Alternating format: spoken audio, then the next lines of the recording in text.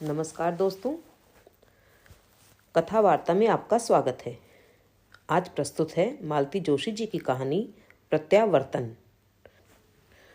Reception पर नाम देते हुए मन जरा कांपा जरूर था। एक बार सोचा भी कि कोई काल्पनिक नाम दे दूं, पर दूसरे ही क्षण यह विचार झटक दिया, यहाँ वैसे भी मुझे कौन जानता है। यह सोचकर मैंने मन को मजबूती से थाम लिया और अपना नाम लिखवा दिया। क्लिनिक की लोकेशन ही उसके महंगे होने का आभास दे रही थी।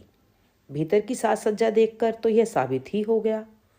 जहां वेटिंग रूम लिखा था वह बाकायदा एक हॉल था। कोई आधा दर्जन सोफे और दर्जन भर कुर्सियां करीने से लगी हुई थी। बीच बीच में छोटी छोटी मेजें पड़ी थीं, जिन पर पत्रिकाएं करीने से सजी थी। एक कोने में वाटर कूलर था, दूसरे कोने में टॉयलेट की दिशा निर्देश करती तख्ती थी। अपनी बारी का इंतजार करते हुए मैं एक सोफे में धंस गई और सामने पड़ी एक पत्रिका उठा ली। मेरी आंखें रंगीन पन्नों पर तैर रही थीं, पर मेरा दिमाग कहीं और था। मेरे यहाँ आने के औचित्य पर दिमाग बार बार सवाल कर रहा था। यदि मुझे आधा पौना घंटा और बैठना पड़ जाता तो शायद मैं भाग खड़ी होती, पर सौभाग्य से मेरा नाम जल्दी ही पुकारा गया, मिस अरुंधति शुक्ला। उस अजनबी वातावरण में अपना ही नाम इतना अपरिचित सा लगा कि क्षण भर तो समझ ही नहीं आया। फिर सकपकाई सी मैं उठी और मैंने देखा दर्जन भर आंखें मुझे घूर रही हैं। कांपते कदमों से और धड़कते हृदय से मैंने केबिन में प्रवेश किया। अब तक तो मैं बाहर की भव्यता से ही अभिभूत थी। भीतर विराजमान सौंदर्य को देखकर तो मैं ठगी सी रह गई। पैर वहीं जम गए। बैठिए, कानों में जैसे मधुर घंटियां बज उठी। किसी तरह अपने को समेटकर मैं सामने पड़ी कुर्सी पर बैठ गई। कहिए। फिर एक बार घंटियों का स्वर आया। उनकी आंखें भी मुझ पर टिकी हुई थीं। देखिए, संकोच मत कीजिए। ऐसे केसेस से मैं आए दिन मुखातिब होती रहती हूँ। ऐसे केसेस से मतलब? कोई अनमैरिड महिला जब गायनोकोलॉजिस्ट के पास जाती है तो ओह नो, मैं एकदम चिढ़ी। अब समझ में आया कि बाहर वे 2 दर्जन आंखें मुझे घूर क्यों रही थी। मिस अरुंधति शुक्ला ने उनकी जिज्ञासा जगा दी थी। सॉरी, वैसी कोई बात नहीं है। मैं यहाँ पेशेंट की हैसियत से नहीं आई हूँ। दरअसल आपसे प्रश्न पूछने हैं।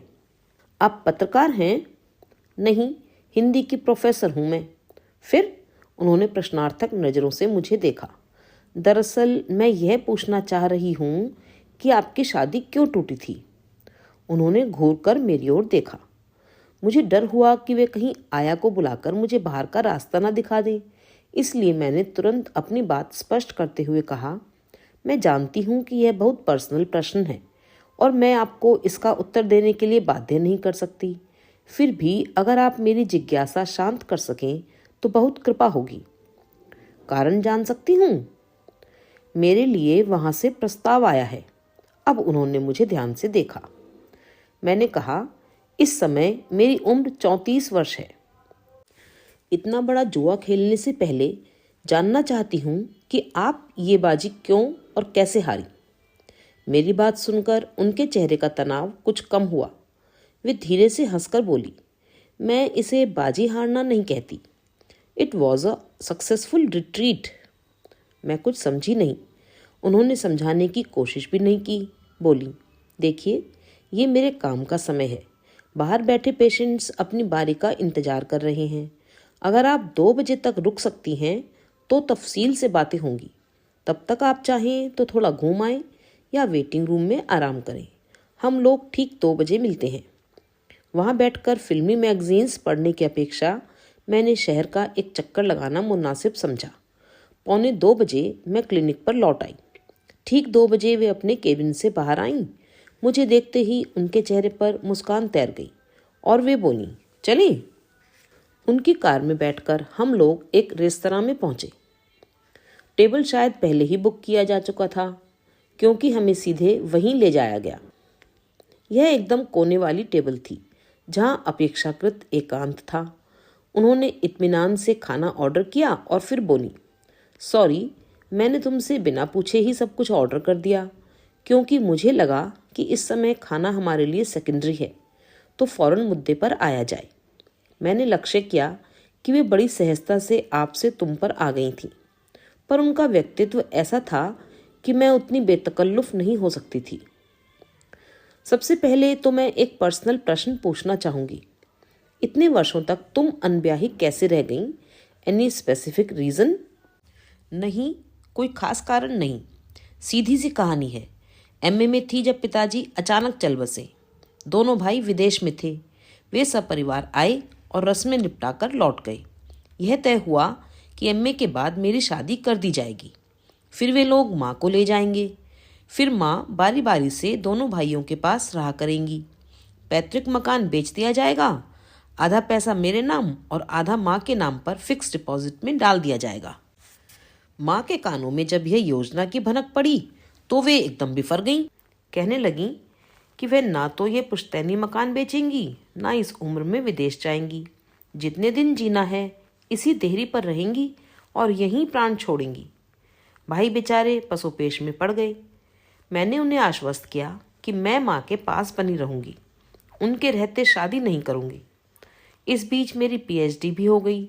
मुझे गवर्नमेंट कॉलेज में नौकरी भी मिल गई। भाई लोग भी यथाशक्ति भेजते ही रहते थे। जिंदगी ठीक ठाक गुजर रही थी, पर अचानक माँ को मेरी चिंता सताने लगी। कहने लगी, पता नहीं कितनी जिंदगी लिखा कर लाई हूँ। मेरे मरने के इंतजार में तो तुम बुढ़ा जाओगी, फिर तुमसे शादी कौन करेगा? इन लोगों से परिचय कैसे हुआ? अभी परिचय कहाँ हुआ है। माँ के सत्संग मंडल की एक आंटी उन लोगों से परिचित हैं। उन्होंने ही शायद मेरे बारे में बताया होगा, तो मिलने की इच्छा प्रकट की गई है। माँ तो एकदम उछल पड़ी थी, पर डाइवोर्स की बात सुनकर मैंने सोचा पहले थोड़ी छानबीन कर ली जाए, बाद में ऐसा ना लगे कि इससे तो अनब्याही ही भली थी। तो छानबीन कहाँ से शुरू की जाए? मैं तो यही जानना चाहूँगी कि ये शादी क्यों टूटी, कौन सा पक्ष ज़्यादा कसूरवार था। तब तक हमारा ऑर्डर आ गया था। जब तक बैरा खाना लगाता रहा वे चुप बनी रहीं। उसके जाते ही बोली, कसूरवार कौन है यह तो तुम तय करोगी, मैं तो सिर्फ अपनी बात कहूँगी। ये तो तुम हम लोगों के सरनेम से ही जान गई होंगी कि हमारी जातियाँ अलग हैं। आजकल तो ऐसी शादियाँ आम हो गई हैं। हाँ, फिर भी कुछ लोग हैं जो इन चीज़ों को महत्व देते हैं। हम लोगों के ही माँ बाप इस शादी के सख्त खिलाफ थे। अशोक के घर में तो मेरा घोर विरोध हो रहा था। मुझे गुमनाम धमकियाँ भी दी गईं। मेरा रिकॉर्ड भी खंगाला गया, ताकि अगर कुछ सनसनीखेज हाथ लगे तो उसे मेरे खिलाफ प्रचारित किया जा सके। ऐसे खराब माहौल में मेरे भैया भाभी देवदूत की तरह सामने आए। भाई चट्टान की तरह मेरे साथ खड़े रहे। भाभी ने कहा, अगर सचमुच एक दूसरे से प्यार करते हो तो शादी कर लो। शुरू शुरू में थोड़ा हंगामा होगा, बाद में सब ठीक हो जाएगा। हाँ, अक्सर ऐसा होता भी है। साल 2 साल में माँ बाप पसीज जाते हैं और बच्चों को अपना लेते हैं, मैंने कहा। मेरे यहाँ तो ऐसा ही हुआ। साल भर बाद ही मम्मी डैडी ने मुझे घर बुलाना शुरू कर दिया था। पर अशोक के घर, खैर, शादी का किस्सा सुनो। शादी हमने रजिस्टर्ड की, फिर मंदिर में भी फेरे लिए। भैया भाभी और हम लोगों के कुछ मित्र, बस इतने लोग ही उपस्थित थे। शादी के बाद भैया ने हमारे हाथ में गोवा के टिकट थमा दिए। बोले, 8-10 दिन घूम आओ, तब तक यहाँ माहौल कुछ ठंडा हो जाएगा। वहाँ से लौटकर आप किसके यहाँ गई, अपने या डॉक्टर साहब के? हमें पता था कि शादी के बाद दोनों ही घरों में हमारा प्रवेश वर्जित हो जाएगा, इसलिए हमने पहले ही एक फ्लैट बुक कर लिया था। हमारे लौटने तक भाभी ने उसे चकाचक तैयार कर दिया था। ज़रूरत की हर चीज़ मुहैया करा दी थी, इसलिए हमें आते ही नून तेल लकड़ी के चक्कर में नहीं पड़ना पड़ा। हनीमून का हंग आफ्टर हम अच्छे से एंजॉय कर सके। लंबी छुट्टी के बाद जिस दिन हम ज्वाइन करने वाले थे, सुबह सुबह अशोक ने एक अजीब सा प्रस्ताव रख दिया। बोले, चलो पहले चलकर मम्मी पापा का आशीर्वाद ले लेते हैं। मैं हैरान रह गई। कहा, वे लोग कितना नाराज़ हैं जानते हैं ना? तो क्या हुआ, माँ बाप तो नाराज़ होते ही रहते हैं। हमने नाराज़ किया है तो हम ही मना भी लेंगे। मेरा बिल्कुल मन नहीं था, पर दाम्पत्य के शुरुआत में ही मैं किसी तरह की कड़वाहट नहीं घोलना चाहती थी, इसलिए धड़कते दिल से ही साथ चल दी। वे लोग लॉन में बैठकर सुबह की चाय पी रहे थे। हमने पापा जी के पैर छुए। वे प्रस्तर मूर्ति की तरह बैठे रहे। ना उन्होंने आशीर्वाद दिया, ना ही कुछ बोले। पर ये जैसे ही मम्मी के चरणों में झुके, उन्होंने खींचकर एक चाटा रसीद कर दिया। क्या बात करती हैं? सच कह रही हूँ। फिर मेरी ओर इशारा करके बोली, इस चुड़ैल के साथ यहाँ आने की तेरी हिम्मत कैसे हुई? और उसके बाद जिन शब्दों से उन्होंने मुझे नवाजा है, उनका तो मैं उच्चारण भी नहीं कर सकती। आज भी जब वह प्रसंग याद आता है, मेरे तन बदन में जैसे आग लग जाती है। अपमानित होकर लुटे पिटे से हम लौट आए। कितने ही दिनों तक हम एक दूसरे से आंखें चुराते रहे। अपमान का दंश इतना तीखा था कि हमें सामान्य होने में एक अरसा लगा। तुम बोर तो नहीं हो रही ना? अनुराधा जी ने पूछा। नहीं, बल्कि मुझे संकोच हो रहा है कि ये दुखद प्रसंग आपको फिर से याद दिला रही हूँ। याद तो उनकी दिलाई जाती है जो बातें हम भूल जाते हैं। ये प्रसंग तो मेरे मन पर इतने गहरे अंकित हो गए हैं कि भूलने का सवाल ही नहीं उठता। बमुश्किल तमाम मैं उस घटना से उबर पाई थी, पर अशोक शायद कभी उबर ही नहीं पाए। उनके लिए यह धक्का बहुत जबरदस्त था। माँ के बहुत लाडले थे, इसलिए उन्हें विश्वास था कि वे सहज ही उन्हें क्षमा कर देंगी। पर इस विश्वास को जबरदस्त आघात पहुंचा। उससे वे एकदम विचलित हो गए। एक नया ही रूप उनका सामने आया।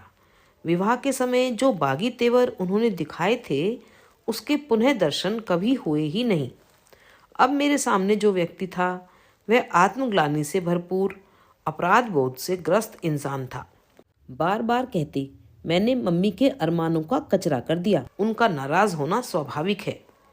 30 त्योहारों पर घर की याद से व्याकुल हो जाते। राखी पर बिसूरते रहते कि 3 बहनों के होते हुए भी मेरी कलाई सूनी है। संकोच के मारे मैं भी अपने भैया को राखी नहीं बांधती, ताकि उन्हें बुरा ना लगे। साल भर बाद मेरे माता पिता थोड़े पिघले और मेरा घर आना जाना शुरू हो गया। पर निमंत्रणों के बावजूद ये कभी मेरे घर की देरी नहीं चढ़े। कहते, जिस दिन मेरे घर में तुम्हारा स्वागत होगा, तभी मैं तुम्हारे घर जाऊंगा। फिर एक दिन खबर आई कि पापा जी को कैंसर हो गया है। ये एकदम बेचैन हो उठे। मैंने कहा, परेशान होने की क्या बात है? बेटे की हैसियत से न सही, डॉक्टर की हैसियत से चले जाओ। जो बन पड़े सेवा करो। पर उनकी हिम्मत नहीं पड़ी। बस बार बार बिसूरते रहे कि मैं ही पापा के कष्ट का कारण हूँ। इस तरह अपने साथ मुझे भी कटघरे में खड़ा कर दिया। हम लोग पापा जी के स्वास्थ्य को लेकर आशंकित तो थे ही, पर अंत इतना निकट होगा यह नहीं सोचा था।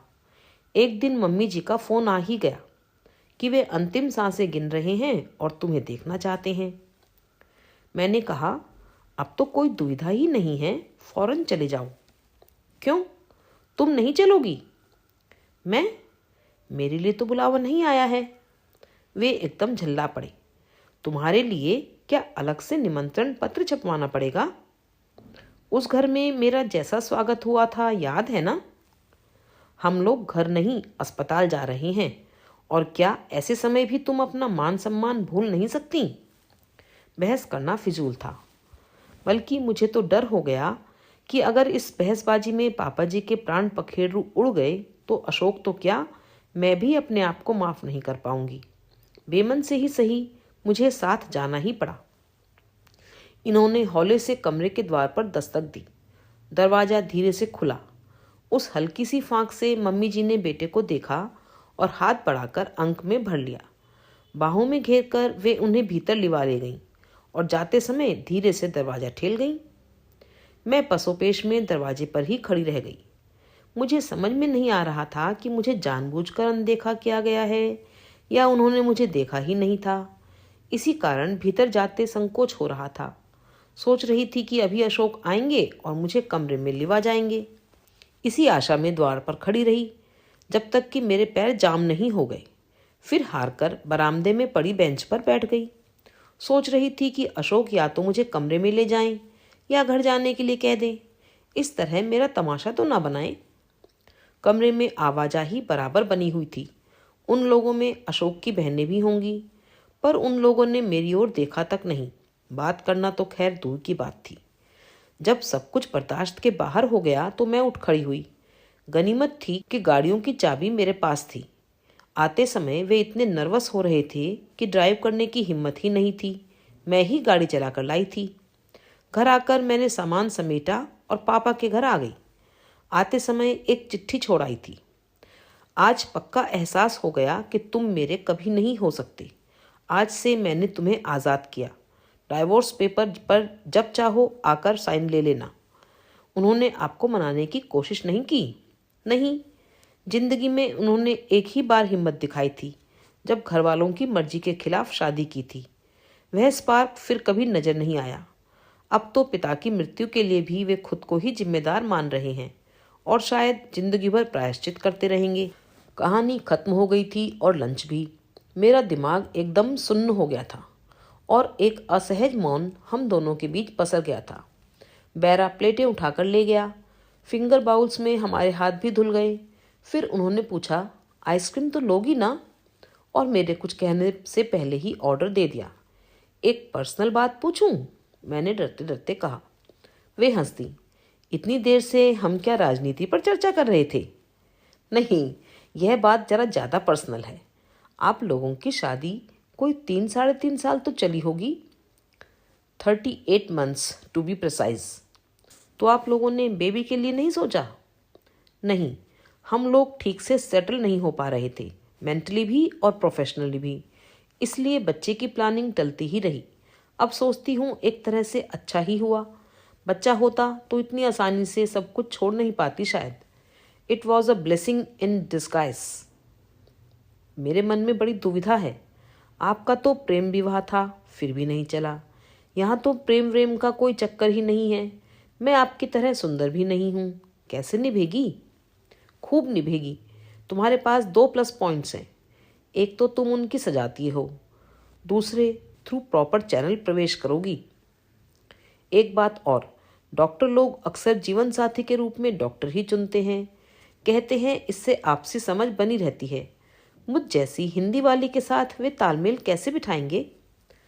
तुम्हारा सबसे बड़ा प्लस पॉइंट तो यही है कि तुम डॉक्टर नहीं हो। माता श्री की लेडी डॉक्टर्स के बारे में जो राय है, मैं माता श्री के बारे में नहीं सोच रही थी, बल्कि अब से तुम्हें माता जी के बारे में ही सोचना है, क्योंकि वे ही पूरे परिवार के लिए सोचती हैं। बाकी सबके दिमाग कुंद जो हो गए हैं। मानसिक रूप से ऐसा पंगु परिवार तुमने दूसरा नहीं देखा होगा। Any more questions? अब और क्या पूछूं? आपने तो मेरे सारे प्रश्नों पर ही प्रश्न चिन्ह लगा दिया है। अब आप ही बताइए मुझे क्या निर्णय लेना चाहिए। It is your life baby, पर जो भी निर्णय लो सोच समझ कर लो। यह मत सोचो कि मैं तुम्हें बरगला रही हूँ या इसमें मेरा कोई स्वार्थ है। तुम इतनी दूर से चलकर मेरे पास आई, बड़े अपनेपन से, बड़े विश्वास के साथ तुमने मुझसे कुछ पूछा, तो सच बोलना मेरा फर्ज था। बैरा बिल लेकर आ गया था। टिप के साथ बिल की रकम अदा करते हुए वे उठ खड़ी हुई। चलें? तुम्हें कहाँ छोड़ना होगा? कार स्टार्ट करते हुए उन्होंने पूछा। वहीं जहाँ से चले थे। मतलब? उन्होंने प्रश्नार्थक नज़रों से मेरी ओर देखा। हम दोनों की नज़रें मिलीं और उन्हें जैसे सब कुछ समझ में आ गया। फिर एक हंसी का दौरा सा हम पर पड़ा और सारी धुंध छट गई। मन एकदम हल्का हो गया। अभी आप सुन रहे थे मालती जोशी जी की कहानी प्रत्यावर्तन।